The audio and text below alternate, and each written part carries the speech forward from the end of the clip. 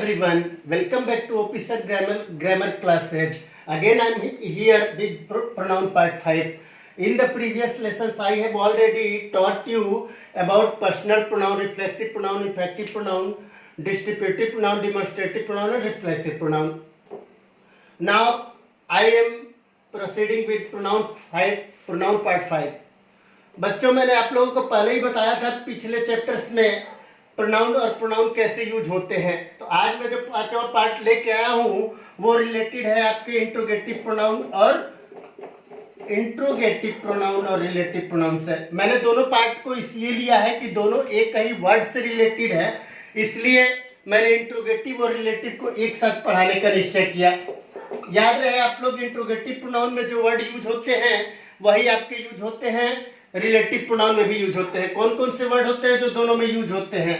Y, when, what, which, where, whose, whom, how और who. ये 9 question words होते हैं जिन्हें हम लोग रिलेटिव प्रोनाउन में भी यूज करते हैं और इंट्रोगेटिव प्रोनाउन में यूज होते हैं। भले ही दोनों के इंट्रोगेटिव सेंटेंस, इंट्रोगेटिव प्रोनाउन और रिलेटिव प्रोनाउन के यूजिंग में थोड़ा सा डिफरेंस ये केवल मीनिंग चेंज होता है दोनों का। एक जो है इसमें जो है क्वेश्चन वर्ड के रूप में यूज होता है, तो दूसरे में जो रिलेशन बताता है, किसका रिलेशन बताता है? नाउन का रिलेशन नाउन से रिलेशन बताता है। ये दोनों को देख लीजिए आप लोग, दोनों दो वर्ड से, एक इंट्रोगेट से बना है और एक रिलेशन से बना है। तो ये आपको इंट्रोगेट करने के लिए यूज किया जाता है, प्रश्न पूछने के लिए प्रयोग किया जाता है, जबकि दूसरा यूज किया जाता है तो आपका किसके लिए यूज किया जाता है? रिलेशन बताने के लिए यूज किया जाता है। ध्यान दीजिए आप लोग, वाई मतलब होता है क्यों, वेन मीन्स कब, व्हाट मीन्स क्या, विच मतलब कौन सी, वेयर मीन्स कहाँ, हुज मीन्स किसकी या हुम मीन्स किसको, हाउ मीन्स कैसे और हुम मीन्स किसको। याद रहे 1 2 3 4 5 6 7 8 9 why, when, what, which, where, whose, whom, how और हु। लास्ट वाला हु है, हु मीन्स कौन। ये 9 होते हैं। इसका क्यों, कब, क्या, कौन सी, कहाँ, किसकी, किसको, कैसे और कौन, ये होते हैं। और इसमें भी यही यूज होते हैं। कौन कौन यूज होते हैं? Why, when, what, which, where, whose, whom, how और who।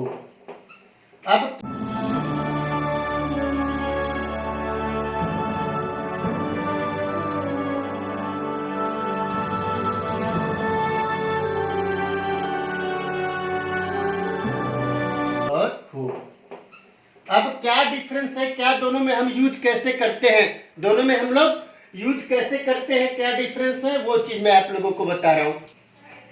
बता दूं मैं आप लोगों को, यहाँ पे जो चीज है हमारा इंट्रोगेटिव प्रोनाउन से सबसे पहले हम लोग शुरू कर रहे हैं। जब पिछले ही चैप्टर में मैंने बताया था कि हेल्पिंग वर्ब के ठीक पहले जो यूज होता है वो प्रोनाउन होता है। तो देखते हैं उससे रिलेटेड हम लोग हु से बताते हैं। जैसे who are you, who are you आप कौन है, हु आर यू आप कौन है, whom do you want to see, want to see आप किससे मिलना चाहते हैं, आप किससे मिलना चाहते हैं। विच इज योर पेन, आपका कलम कौन सा है, आपका कलम कौन सा है। ये हमेशा याद रखिएगा इसको, ये हमेशा सिलेक्शन के लिए यूज होता है। मतलब 2-4 पेन दिए हुए, उन पेन में से आपको एक सिलेक्ट करना है कौन सी है, तो ये आपको सिलेक्शन के लिए यूज होता है, हमेशा याद रखिएगा। और बता दूं मैं, हु, हुज, हुम और हुज, ये 3 चीज विशेष रूप से याद रखिएगा। हु को जो है हमेशा नॉमिनेटिव केस में यूज किया जाता है, हुम को ऑब्जेक्टिव केस में यूज किया जाता है, जबकि हुज को हमेशा पॉजेसिव केस में यूज किया जाता है। फिर से एक बार रिवाइज कर दूं, हु को नॉमिनेटिव केस में, हुम को ऑब्जेक्टिव केस में, जबकि हुज को आपको पॉजेसिव केस में यूज करता है। ये पोजेशन बताता है। जैसे दे दे whose is this book, whose is this book, whose is this book.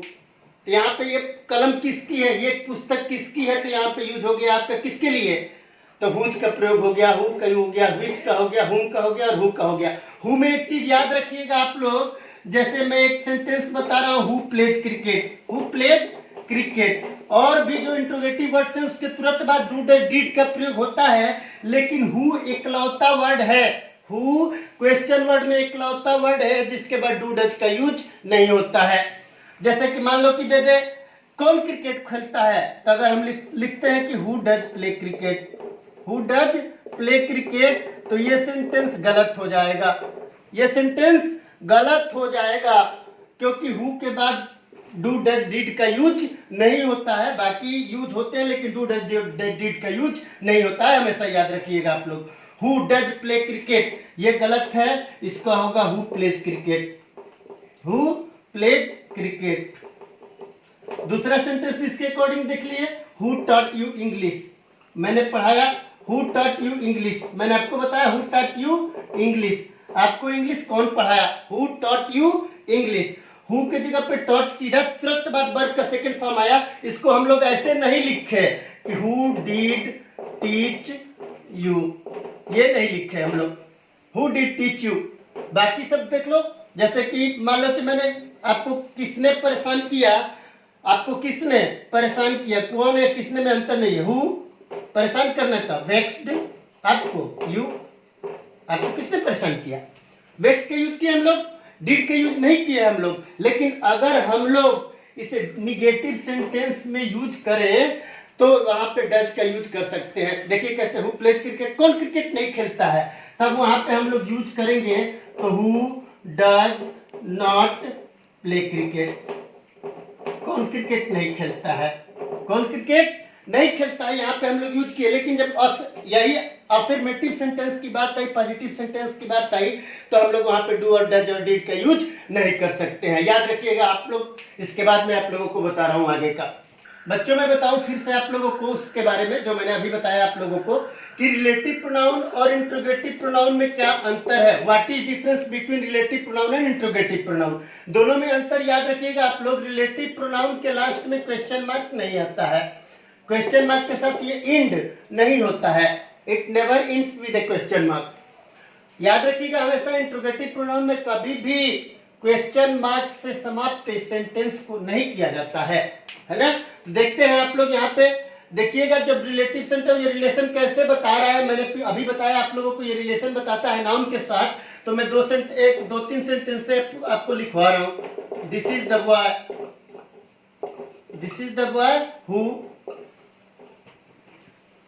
Pledge cricket well.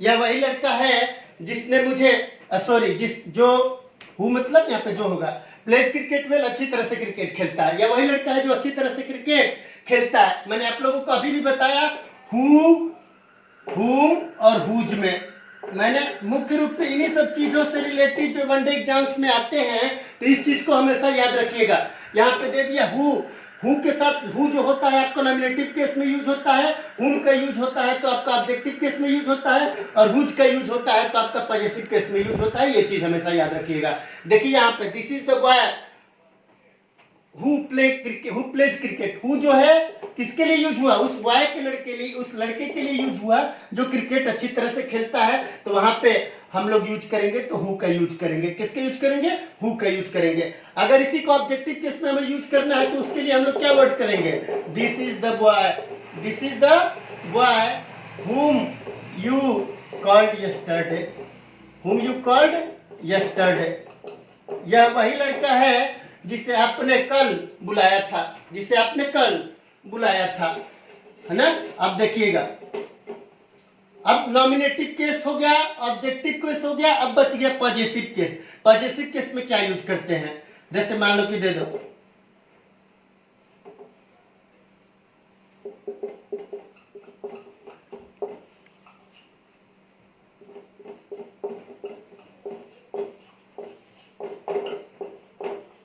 यह वही लड़का है जिसकी पुस्तक कल क्या हो गई थी, जिसकी पेन कल खो गई थी, जिसकी पेन कल खो गई थी। तो ये हमारा ये हमारा यूज हुआ है किसके बारे में, उस लड़के के बारे में जिसकी पुस्तक खो गई थी, जिसकी याद ये आप इसको सेंटेंस के मीनिंग से ही पता चल रहा है कि इसमें यूज हुआ है, किसमें, पॉजेसिव केस में यूज हुआ है। यह संबंध बता रहा है किसका, पेन का, और उस लड़के से संबंध बता रहा है। पेन का उस लड़के से संबंध बता रहा है कि उसकी पुस्तक वो क्या हो गई थी, खो गई थी, उसकी कलम खो गई थी। तो ये मेरा था लड़के के बारे में जब वो नॉमिनेटिव केस में यूज हुआ। यहाँ पे यूज हुआ जिसके लिए हुम के यूज हुआ, और यहाँ पे यूज हुआ जो हुज के लिए यूज हुआ। उसके बाद मैं बता दूं आप लोगों को रिलेटिव प्रोनाउन के बाद आप लोग को हु, हुम, हुज हो गया। अब मैं आपको बताने जा रहा हूं हुज का यूज। विच का यूज मैं आप लोगों को बता रहा हूं, जो अभी बताया मैंने हु, हुम, हुज का यूज बताया। उसके बाद विच का यूज, विच का यूज में भी होता है तो आपको नॉन लिविंग थिंग्स के लिए हमेशा होता है, याद रखिएगा। जरूरी है कि नॉन लिविंग थिंग्स के लिए होता है। यहाँ पे देखिएगा आप लोग एनिमल्स के लिए भी होता है। यहाँ पे ये भी देखिएगा आप लोग, जैसे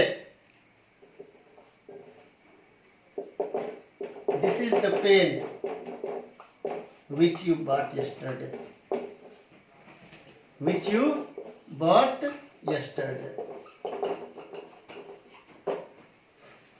देखिए यहाँ पे this is the pen which you bought yesterday.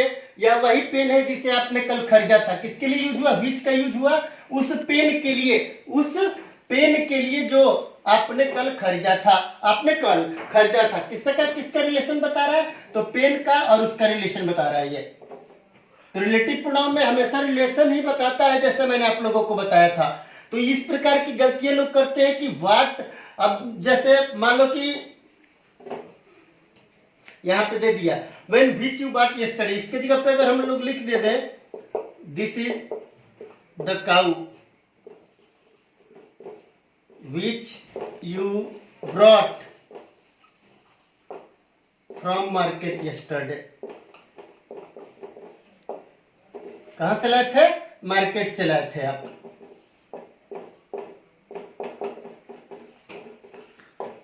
क्या यूज किए हम लोग, दिस इज द काउ, यह वही काउ है, वही गाय है, which you brought from market yesterday, जिसे आप कल मार्केट से खरीदे थे। कहां से खरीदे थे आप, तो मार्केट से खरीदे थे आप, और वही वो गाय है, गाय का आपसे रिलेशन है, और इसको जोड़ रहा है कौन, विच, जो दोनों का जो है दोनों का संबंध बता रहा है विच से। याद रहे आप लोग, निश्चित रूप से आप लोग समझ गए होंगे कि व्हाट, वो वाई, व्हेन, व्हाट, विच। देखो उसके बाद मैं आप लोगों को बता रहा हूं व्हाट का use.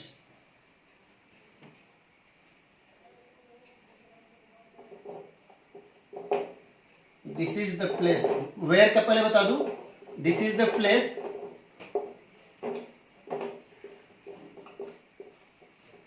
Where you started your job, अब शुरू किया था।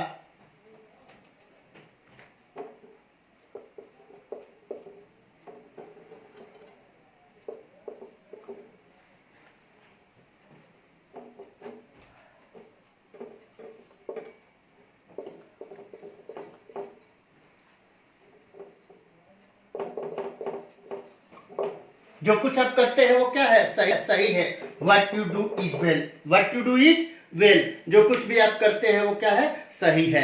इस प्रकार से आप लोग को जो भी ये चीजें थी, why, when, what, which, where, whose, whom, how, who, वो चीज क्लियर हुई। इस प्रकार से यूज होते हैं, जो है डिफरेंस होता है जो दोनों में होता है, इंट्रोगेटिव प्रोनाउन और रिलेटिव प्रोनाउन में। तो आशा करता हूँ आप लोगों को जो मैंने बताया था, वो जो कुछ भी बताया मैंने आप लोगों को समझ में आया होगा।